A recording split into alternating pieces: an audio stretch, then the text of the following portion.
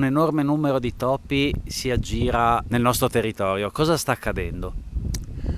Dunque, si tratta di un fenomeno ciclico che si verifica a intervalli, in genere di 3 o 5 anni. In questo caso, pullulazioni così grosse sono un po' più rare. Questa nel 2021 c'è soltanto un precedente analogo, che è quella del 2012, e poi ce n'è una precedente ancora delle stesse proporzioni del 93.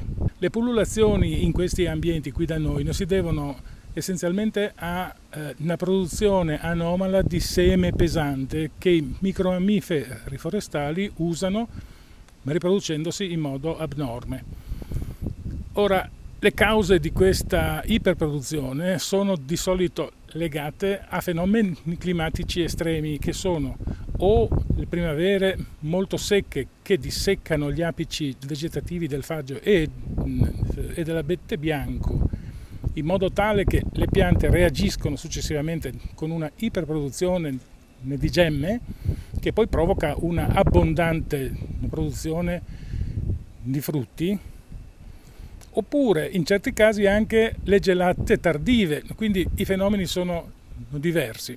Il fenomeno più strano che contraddistingue questa pullulazione, perché le precedenti non hanno consentito di evidenziare fenomeni simili, è la quantità di animali morti in acqua. Ora, la quantità di animali morti in acqua è davvero impressionante, ed è sia in Veneto, sia in Trentino, sia in Friuli che in territorio sloveno.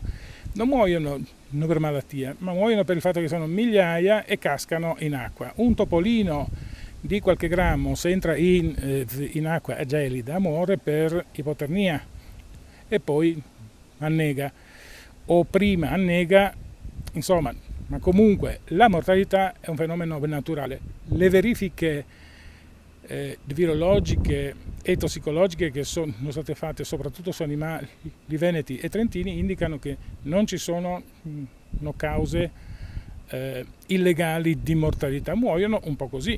È ovvio che questa abbondanza di nutrimento favorisce certe specie. In particolare abbiamo visto che le specie implicate in queste pullulazioni, così si chiamano questi fenomeni, sono sempre due. Dal 93 a oggi sono sempre quelle, e sono l'arvicola rossastra, che è un'arvicola di bosco, e il topo selvatico dal collo giallo, che sono molto comuni in generale, ma che in condizioni di abbondanza di nutrimento effettivamente hanno delle pullulazioni impressionanti.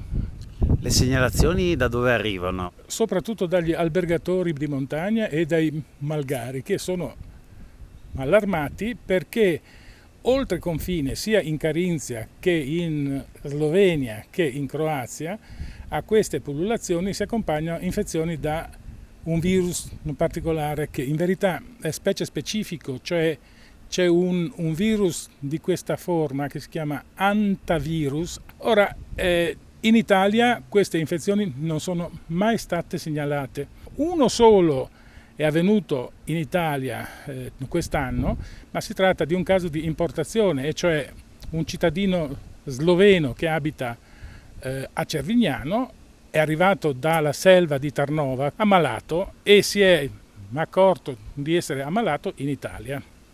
Cosa si può fare per evitare infezioni di questo tipo e cosa suggerisce agli albergatori? Se si riesce a mantenere protette le terrate ed evitare che entrino in casa o in malga, è meglio.